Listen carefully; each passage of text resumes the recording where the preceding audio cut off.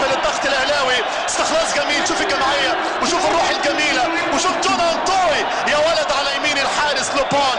خطا كبير في الدفاع بدون فاول، ممتاز يعقوب الحمادي، وهدف روعه روعه روعه. الاهلي هو الاهلي، كم انت كبير وعظيم يا اهلي. شوف الكره على يمين حارس المرمى لوبون تعلن عادل الفريق الايطالي.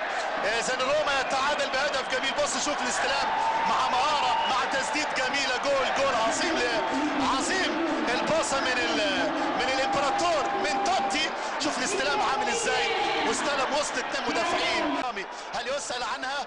هل الكرة صعبة؟ هل لفة الوسط والدوران بتاعت صلاح صعبت المأمورية؟ أجمل ما في صلاح الرياكشن، ردة الفعل، سرعة التوافق العضلي العصبي اللي موجود عند محمد صلاح. الأسيوية نادي العين تمشي على طول الكرة الثانية، تحضير التصويب خطيرة. صلاح يا صلاح يسجل، لكن لا يحتفل صلاح من مصر على فكرة ولادة. مصر ما تعرفش تحديد النسل في العباقرة، في المحبين، في العاشقين، في الإداريين، في القياديين، في الأهلاويين، في البساطة أهلاوية، البساطة أهلاوية. جول مؤمن زكريا، عبقري الأهلاوية يا ولد يا ولد يا ولد يا ولد. أهلي للصبح. الله على عظمة النادي الأهلي، على روعة يسجل جميل الأهلي. بص شوف الأهلي، بص شوف السيمفونية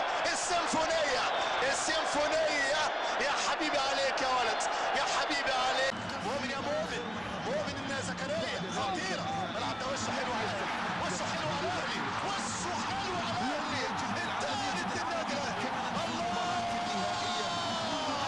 وليد سليمان يا ولد انطلق بالسوبر، ثم الكرة الجميلة والإثارة الجميلة في هذا اللقاء. يتألق النادي الأهلي، يبدع وليد سليمان، تأثر جميل هجومي ممتاز بالنسبة لأحداث هذا اللقاء.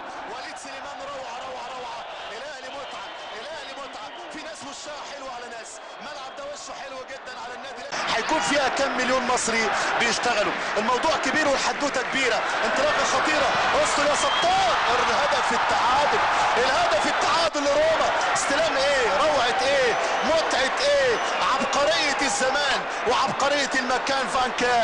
فانكار يسجل هدف التعادل لفريق احمد الشيخ، واحد من الاسماء الجميلة، وكأني اتفرج على ابو تريكة. شوف طاهر ابو زيد، اشوف الخطيب، اشوف النجوم الكبار.